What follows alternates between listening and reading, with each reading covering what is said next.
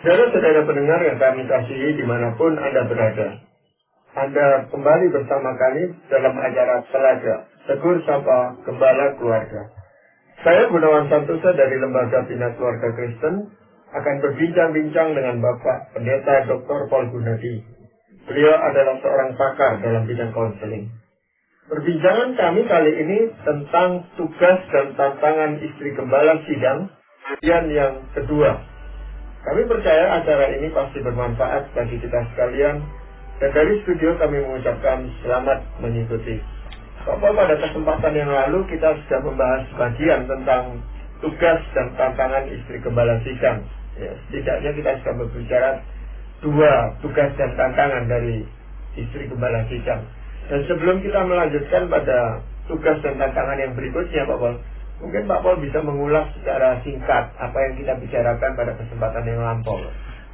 Kita mengangkat topik tentang peranan dan tugas serta tantangan istri gembala sidang, karena kita mau lebih mengerti betapa tidak mudahnya tugas dan tantangan yang dihadapi istri gembala sidang. Ada dua yang telah kita bahas. Yang pertama adalah tugasnya yang terutama adalah memelihara hubungan yang erat dengan Tuhan sendiri, karena dia itu nanti akan sangat mempengaruhi bukan saja kehidupan dan pelayanan si suami, tapi nanti juga gereja di mana dia berada. Semakin dia dekat dengan Tuhan, semakin dia akan menjadi alat Tuhan yang dipakai Tuhan memberikan pengaruh yang positif kepada suaminya dan juga kepada jemaat yang dilayani. Tugas dan yang kedua adalah dia adalah orang yang paling dekat dengan si suami. Jadi dia yang paling bisa mengerti si suami. Nah, dia perlu menjaga hubungan yang intim dengan si suami. Salah satu caranya adalah dengan belajar lebih menguasai diri. Tidak begitu saja, kapan saja meluapkan emosi dan menuntut pengertian dari si suami. Sebab memang suaminya sebagai gembala sidang mempunyai tugas yang unik. Dia terus-menerus harus memikirkan pemberitaan firman, terus-menerus juga harus memikirkan persoalan jemaat, karena dia mau nggak mau dilibatkan dalam persoalan jemaat. Jadi nggak bisa enggak ya, si istri akan sedikit banyak merasa disisihkan, tapi dia mesti memahami ini adalah panggilan dan tugas si suami. Nah, jadi pengertian si istri, penguasaan dirinya itu akan menolong si suami menjadi hamba Tuhan yang lebih baik. Dan kita juga bahas dia harus menjadi seperti Nabi Nathan kepada Raja Daud. Dia yang paling tahu si suami. Kalau dia melihat suami makin jauh dari Tuhan, kok mulai bermain api dengan dosa, dia mesti bersuara, dia mesti mengingatkan suaminya. Nah, kira-kira itulah yang telah kita bahas, Pak Gunawan. Iya. Kalau gitu kita lanjutkan pada tugas berikutnya dari seorang istri gembala sidang ini apa, Bapak? Tugas ketiga istri gembala sidang adalah memelihara hubungan yang erat dengan anak. Tidak bisa tidak, suami akan sering berada di luar rumah. Jadi kesempatan bersama anak tidak banyak. Nah, itu sebab kedekatan hubungan antara anak dan ayah sebagai gembala sidang akan terbatas. Istri gembala selayaknya lah berupaya mengkompensasi kekurangan ini dan menjadi jembatan penghubung antara anak dan ayah. Nah, tapi saya akan menjelaskan tentang peranan ini ya dengan lebih mendetail. Ada 3 hal yang saya mau angkat. Yang pertama, istri gembala menjadi penghubung antara anak dan ayah bukan dengan cara mengambil alih tugas dan tanggung jawab ayah. Semua yang harus dilakukan ayah, seperti mendisiplin anak, tetap dilakukan ayah. Namun oleh karena terbatasnya waktu di rumah, maka volume akan berkurang. Nah, disinilah istri gembala berperan. Jadi nggak berarti misalnya tadi itu tentang mendisiplin anak, karena si ayah itu memang harus sering berada di luar, dia sama sekali nggak mendisiplin anak. Nah, itu keliru. Si istri akan lebih sering mendisiplin anak. Itu betul karena dia lebih banyak di rumah. Tapi kadangkala apalagi untuk hal-hal yang penting dan serius, suami atau si gembala sidang harus turun tangan, harus menerapkan disiplin. Mengasihi anak, dekat dengan anak. Memang istri akan lebih berperan karena dia lebih sering di rumah, tapi si gembala sidang nggak boleh 100% membebas tugaskan dirinya. Dia juga harus berusaha dekat dengan anak. Sekali-sekali ajak anaknya pergi ngobrol, tanya, telepon, dan sebagainya. Meskipun tidak sesering si istri. Jadi ini poin pertama yang saya mau angkat. Memelihara hubungan dengan anak nggak berarti meniadakan tugas ayah. Si ayah tetap harus berfungsi. Ya, yang selanjutnya apa, Bapak? Istri gembala memelihara hubungan yang erat dengan anak bukan dalam kapasitas sebagai sepenanggungan dan senasib, dalam pengertian sebagai sesama korban dari ayah yang kurang memberi perhatian. Maksud saya begini, Pak Gunawan, ada istri gembala yang memang mengasihani diri. Saya kok malang nasibnya, nggak diperhatikan oleh suami, kok suami lebih memperhatikan jemaat daripada saya. Nah, akhirnya sering ngomong sama anak-anak, curhat sama anak-anak. Anak-anak juga berkata, iya papa itu kok nggak peduli sama kita, iya Maya. Akhirnya anak dengan mama makin hari makin dekat karena merasa sepenanggungan. Bukan itu maksudnya ya. Istri gembala justru membangun kedekatan dengan anak di atas dasar pengertian yang sama, yaitu semua adalah bagian dari pelayanan untuk Kristus, di mana si ayah bertugas di luar sedang mereka bertugas di dalam, memberi dukungan dan berdoa untuknya. Jadi ajaklah anak-anak berdoa untuk papa yang sedang melayani Tuhan. Ya, mungkin ini penting sekali peran dari istri seorang gembala sidang ini, Bapak, untuk menjelaskan kepada anak-anaknya ini apa sih sebenarnya tugas yang dikerjakan oleh ayahnya ini, Bapak. Iya. Karena anak-anak ini kan agak sulit untuk membayangkan kok ayahnya ini agak lain dengan ayah-ayah dari teman-temannya gitu, Bapak. Iya.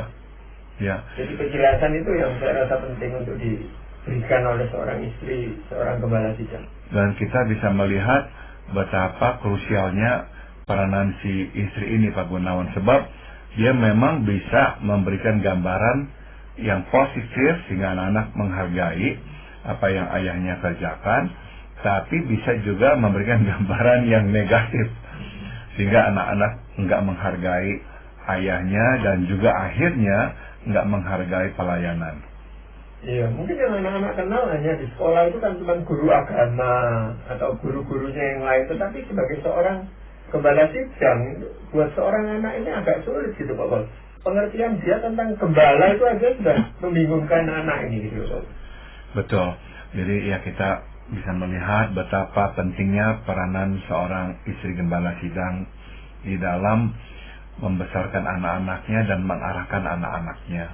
Iya, caranya bagaimana ini, Bapak? Yang berikut, yang ketiga adalah istri gembala memelihara hubungan dengan anak dengan cara terlibat dalam kehidupan anak. Bukan saja ia terlibat dalam aktivitas sehari-hari, ia pun terlibat dalam kehidupan emosional dan sosial anak. Sebagaimana kita ketahui, anak gembala sering menerima sorotan dari lingkungan. Nah, istri gembala dan juga bapak gembala seyogianya lah menyampaikan pengertian ini kepada anak dan tidak menambah tuntutan yang tidak perlu. Ada anak-anak yang baik yang menerima temannya yang adalah anak pendeta, tapi cukup banyak anak-anak yang akan memang mengolok-olok temannya yang adalah anak pendeta. Atau di gereja kadang-kadang anak-anak juga suka nakal, ya mengatakan hal-hal yang ya melecehkan, menghina pendetanya. Nah, anak pendetanya ada di depan mereka dan anak itu harus mendengar. Pokoknya adalah anak-anak ini sudah cukup harus menderita, memikul beban yang cukup berat. Maka penting sekali si ibu atau si istri gembala dan juga si bapak gembala sudah tentu mengerti anaknya. Jangan sampai merohanikan semuanya. Jangan berkata kamu nggak seharusnya merasa malu, nggak seharusnya kamu takut, kamu justru harus bangga apa. Ya, karena memang ya anak-anak itu justru sedang dalam kesusahan. Yang dia perlukan adalah orang tua yang berkata, kami mengerti nak, nggak gampang. Kami mengerti nak, kamu kadang-kadang mungkin malu mengaku kamu anak pendeta dan sebagainya. Nah, rasa dimengerti ini akan menolong si anak justru untuk maju terus. Ya.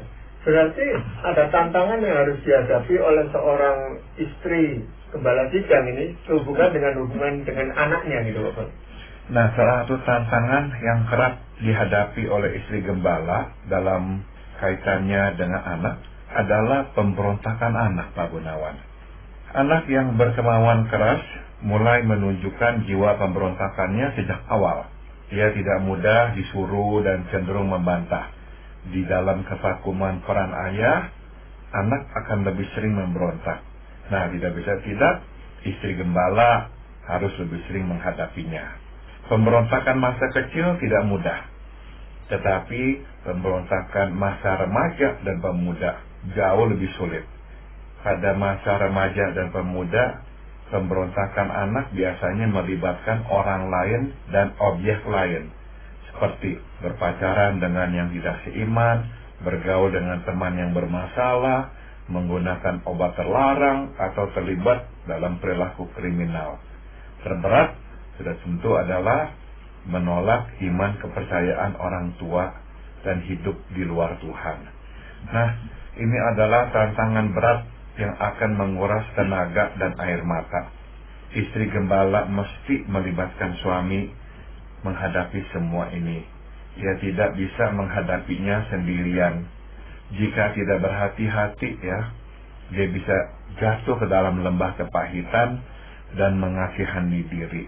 Ia pahit terhadap suami yang dianggapnya berandil besar dalam pemberontakan anak, dan dia dapat terjerumus ke dalam lubang mengasihani diri, merasa diri begitu malang. Akhirnya kepahitan merembes masuk ke dalam relasinya dengan Tuhan pula. Dia melihat Tuhan tidak adil dan tidak memperhatikan pengorbanannya. Nah, jadi Pak Gunawan, semua ini adalah tantangan yang berat. Istri gembala bukan wanita super yang selalu tahan banting dan tidak bisa retak. Itu sebab dia perlu meminta pertolongan kepada suami dan kepada sesama rekan yang bisa dipercaya atau kepada seorang konselor Kristiani. Terutama dia perlu datang membawa beban yang berat ini kepada Tuhan. Sesungguhnya dia tidak sendirian. Tuhan Yesus yang telah memanggilnya akan terus bersamanya. Tetapi Tuhan mempunyai waktunya dan caranya untuk menolong. Ya, memang pergumulan ini berat sekali bagi seorang istri hamba Tuhan ini, Pak Pol. Tetapi kita percaya bahwa kalau hubungannya dekat dengan Tuhan, ada pengharapan di dalam dirinya. Pak Pol, selain tugas-tugas yang Pak Pol sudah sampaikan, apakah masih ada tugas yang lain, Pak Pol? Terakhir, tugas istri gembala sidang adalah memelihara hubungan yang baik dengan gereja, Pak Gunawan. Istri gembala dapat memberi pengaruh baik atau buruk bagi pelayanan suaminya. Tidak jarang gembala sidang dirugikan akibat perilaku istri yang tidak baik. Sebaliknya, banyak gembala sidang diuntungkan oleh kelakuan istri yang baik. Nah, jadi kita melihat hubungan antara suami istri dan keluarga hamba Tuhan akan nanti berdampak pada hubungan dengan gereja. Nah, ini yang kita mau lihat ya. Ada beberapa yang kita mau soroti. Yang pertama, istri gembala harus dapat menjaga rahasia, baik itu rahasia suami maupun rahasia jemaat. Ciptakanlah rumah tangga yang aman bagi suami, sehingga ia tahu bahwa apa yang disampaikannya kepada istri tidak akan disampaikan kembali kepada salah seorang jemaat yang kebetulan dekat dengan istrinya. Ya, kadang istri karena rasa dekat dengan seseorang di gereja, suaminya ngomong ini itu, maksudnya suami ya berbagi duka, ya berbagi cerita yang pribadi dengan istri. Nah, istrinya kurang bijaksana, dia ceritakan kepada rekannya atau temannya di gereja, sehingga akhirnya temannya sampaikan lagi kepada orang yang lain, sehingga akhirnya si gembala sidang takut cerita sama istri karena takut nanti bocor kemana-mana. Jemaat pun perlu tahu dengan pasti bahwa apa yang disampaikannya kepada istri gembala akan dirahasiakan dan tidak akan disebarluaskan kepada jemaat lainnya. Kadang ada yang kurang bijaksana, Pak Gunawan, ya, dengan kata-kata pembukaan, kamu tolong doakan ya, si ini lagi ada masalah, akhirnya dia ceritain. Nah, akhirnya jemaat gak berani cerita dengan istri gembala sidang karena tahu pasti nanti diketahui oleh semua orang. Ya, padahal biasanya jemaat juga mau mengutarakan isi hatinya kepada istri dari gembala sidang yang tidak mau langsung gitu, ya, supaya disampaikan. Tapi kalau dia menjadi penyebar gosip seperti ini, maka ya orang menjadi kurang aman gitu untuk menceritakan persoalannya itu, Pak Boleh. Betul. Nah, yang lain adalah istri gembala harus dapat berkomunikasi dengan tepat, Pak Gunawan. Masalah dan kesalahpahaman mudah timbul gara-gara miskomunikasi. Jadi istri gembala perlu berhati-hati dalam berkomunikasi, dalam menyampaikan data atau fakta. Mesti tepat, jangan sampai nggak tepat. Misalnya sakit, kemudian masuk ke rumah sakit. Nah, kalau nggak hati-hati, misalnya berubah menjadi udah nggak keburuk lagi masuk ke rumah sakit. Jadi akhirnya timbul kekagetan di tengah jemaat bahwa seseorang sudah meninggal dunia, padahalnya kebalik. Nah, jadi mesti berhati-hati ya. Kalau kita ini nggak dalam konteks sebagai seorang gembala sidang, nggak apa-apa ngomong salah, sorry ya keliru apa. Tapi kalau sebagai istri gembala atau sebagai gembala kita salah bicara, itu mempengaruhi banyak orang. Jadi benar-benar mesti berhati-hati dalam berbicara. Iya, itu termasuk dengan koleganya sendiri, misalnya sesama istri gembala sidang, Pak Wal. Iya. Itu pun harus hati-hati berbicara, supaya jangan salah persepsi itu. Betul, betul sekali Pak Gunawan.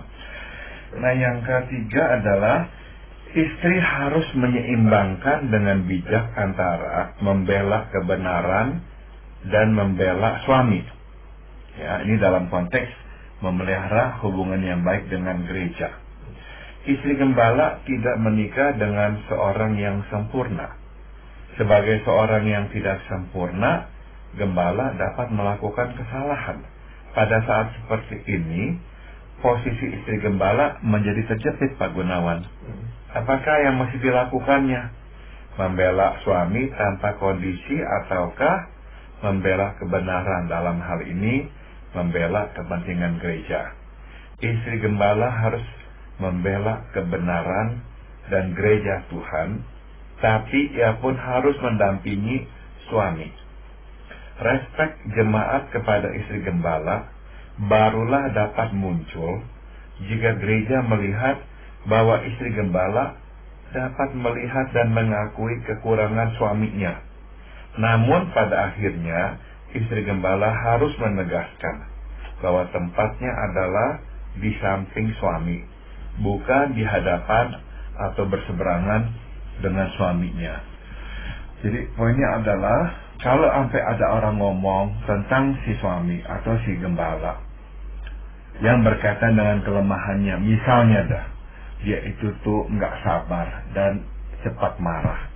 Nah, si istri jangan sampai malahan membela si suami, menutupi kelemahannya, menyalahkan orang.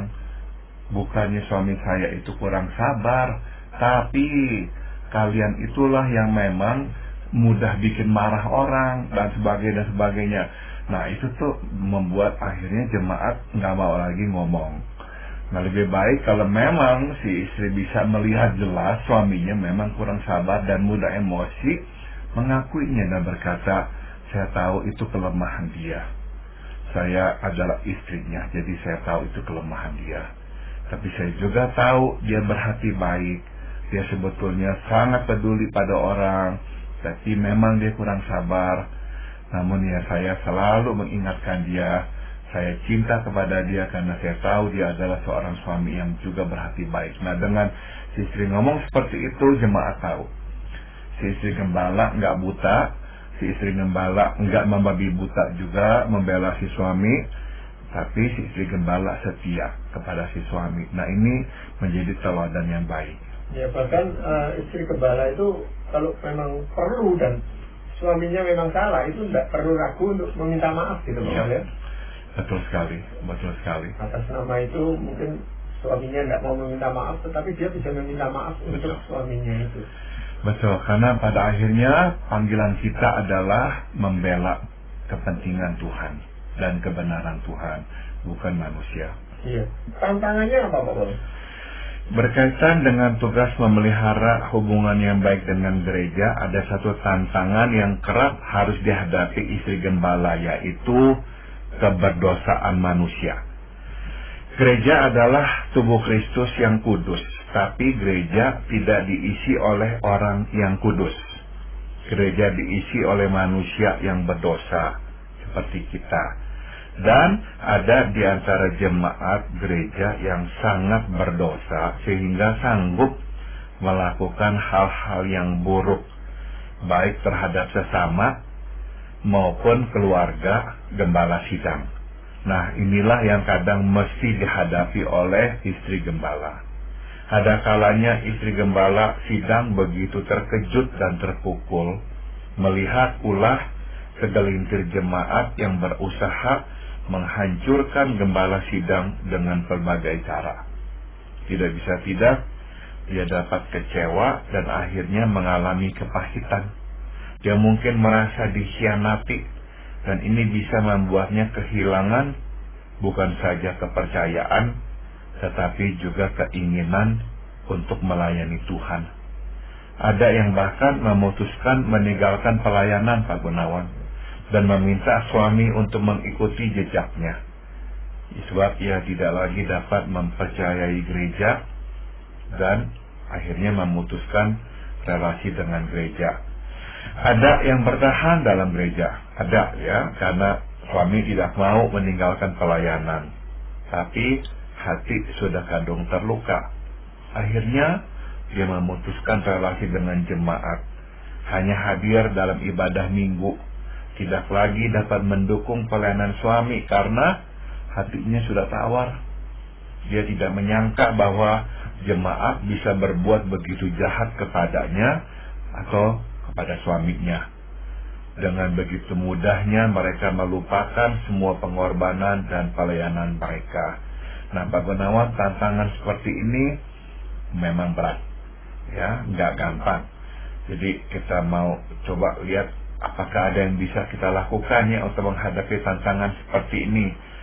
Ada dua, Pak Gunawan. Yang pertama adalah dengan memusatkan pandangan pada Yesus.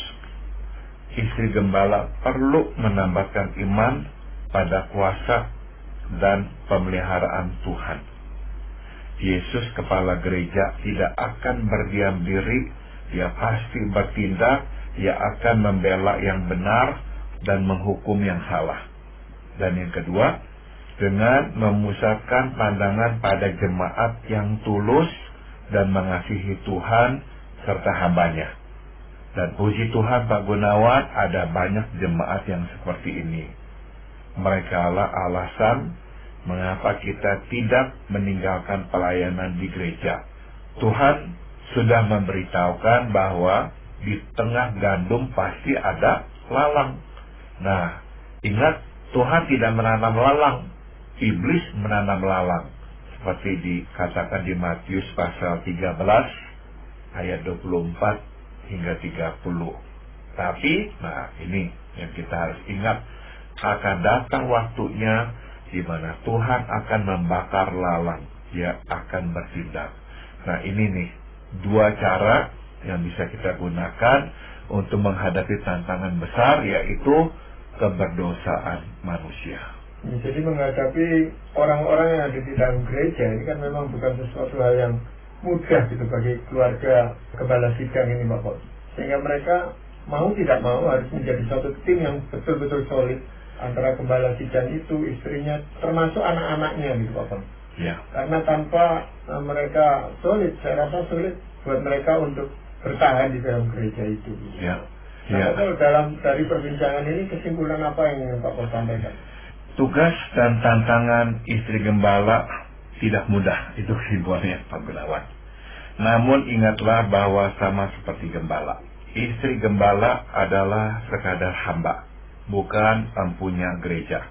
Kita bekerja melakukan tugas yang diembankannya, tapi kita tidak bekerja sendirian. Tuhan pun turut bekerja. Bahkan Dia sudah bekerja sebelum kita bekerja. Kembali kepada perumpamaan tentang lalang di antara gandum. Kita adalah benih gandum yang baik, yang ditanam oleh Tuhan kita Yesus sendiri. Nah, firman Tuhan mengakhiri perumpamaan itu dengan perkataan ini. Pada waktu itulah orang-orang benar akan bercahaya, seperti matahari dalam kerajaan Bapa mereka. Bila kita terus hidup benar, kita akan bercahaya seperti matahari di dalam gereja Bapa. Jika istri gembala terus hidup benar, dia sebabnya mungkin perlu juga buat jemaat, buat kita semua itu bukan hanya berdoa bagi Gembala Sidangnya, tetapi juga buat keluarga dari Gembala Sidang ini, karena tantangannya begitu berat dan iblis bisa saja menebar lalang di sana Bapak.